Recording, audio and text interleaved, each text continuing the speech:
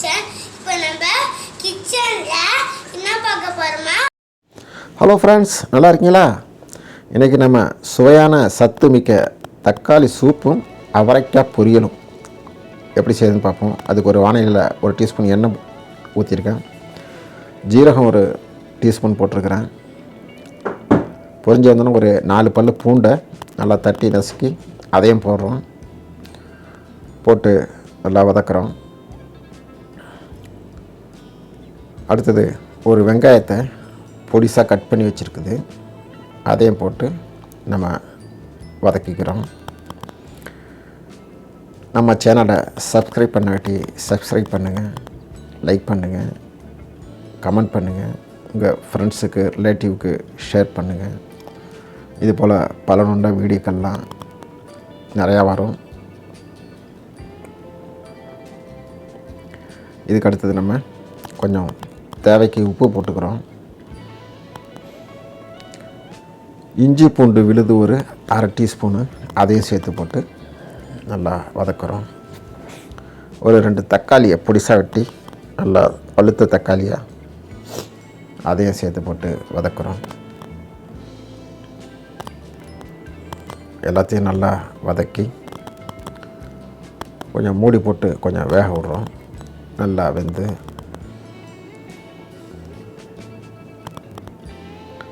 கொஞ்சம் பெருங்காயத்தூள் கொஞ்சமாக போட்டுக்குங்க. ஒரு பச்சை மிளகாய் ஒன்று கீரி போட்டுக்குங்க.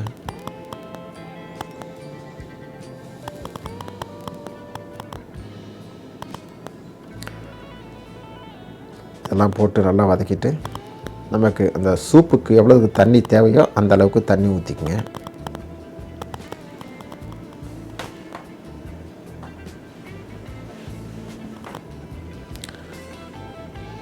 உப்பு பற்ற காட்டி உப்பும் போட்டுங்க. இப்போ சுவையான சத்தான ஒரு தக்காளி சூப்பு ரெடி ஆகிடுச்சு.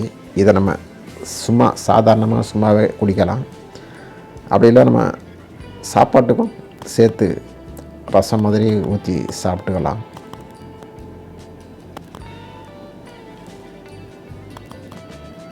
ட்ரை பண்ணி பாருங்கள்.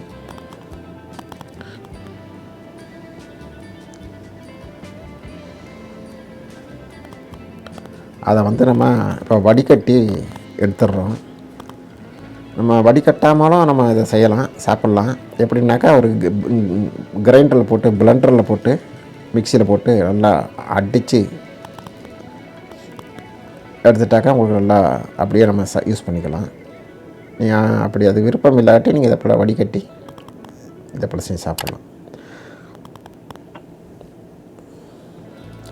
மேலே இதுக்கு மேலே ஒரு டீஸ்பூனு நெய்யும் மிளகுத்தூள் ஒரு டீஸ்பூனும் காரத்துக்கு சேர்த்துக்குங்க. நல்லா வாசமானமாக நல்லா காரமாக நல்லாயிருக்கும். சூப்பு குடிக்க செஞ்சு சாப்பிடுங்க. இது மேலே ஒரு மல்லித்தலை கொஞ்சம் நறுக்கி போட்டுக்குங்க, இன்னும் சூப்பராக இருக்கும். சத்து மிகுந்த சுவையான சூப் ரெடி.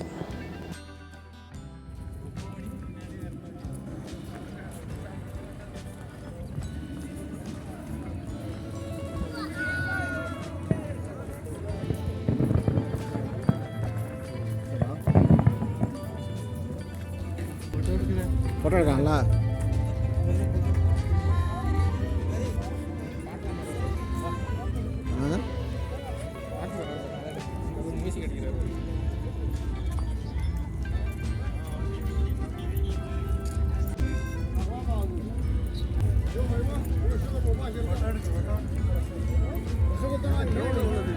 லேசர் இது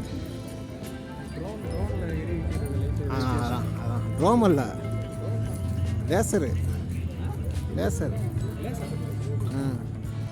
ராயன் இந்து அரவிந்த் கிச்சன். லைக் பண்ணுங்க, ஷேர் பண்ணுங்க, சப்ஸ்கிரைப் பண்ணுங்க. ராயன் இந்து அரவிந்த் கிச்சன்ல இப்போ என்ன பார்க்க போறோமா? அடுத்து நம்ம பார்க்க போகிறது ஒரு அவரைக்காய் பொரியலை பார்ப்போம். அதுக்கு ஒரு வானொலியில் ஒரு 2 டேபிள் ஸ்பூனு எண்ணெய் ஊற்றிக்கிறோம். கடுகு உளுத்தம் பருப்பு 1 டீஸ்பூனு போட்டுக்கிறோம். கடலப்பருப்பு கொஞ்சம் 1 டீஸ்பூனு போட்டு எல்லாத்தையும் தாளிக்கிறோம். ஜீரகம் 1 டீஸ்பூன் போட்டுக்கங்க. இது எல்லாத்தையும் போட்டு நம்ம நல்லா தாளிச்சிட்டு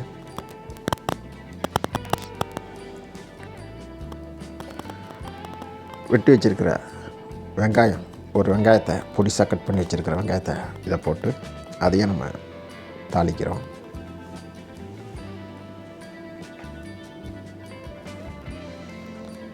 கொஞ்சம் வதங்கினோடனே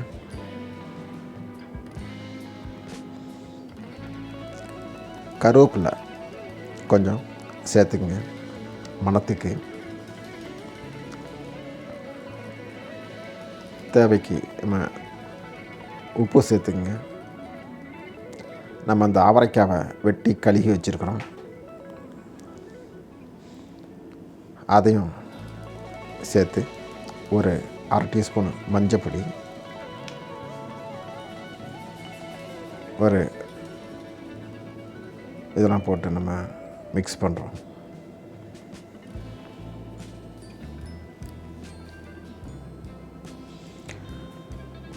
ஒரு டீஸ்பூனு இல்லது ஒரு 1/2 டீஸ்பூனோ 1 டீஸ்பூனோ நீங்கள் ஜீரக பொடி சேர்த்துக்கலாம்.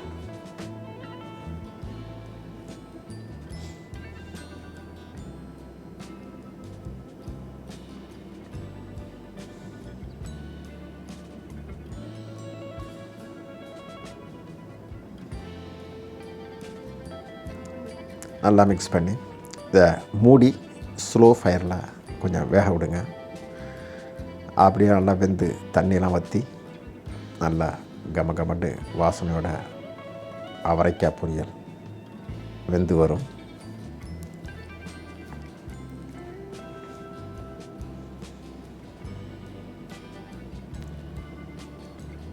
வெந்து ரெடி ஆகிடுச்சு. இப்போ நம்ம தேங்காய் கொஞ்சம் துருவி இதையும் சேர்த்துக்குங்க. தேங்காய் துருவல் இல்லாகட்டி முட்டை கூட 2 முட்டையை அடித்து மிக்ஸ் பண்ணி கலரி விட்டுக்கலாம். அதுவும் ஒரு டேஸ்ட்டாக நல்லாயிருக்கும்.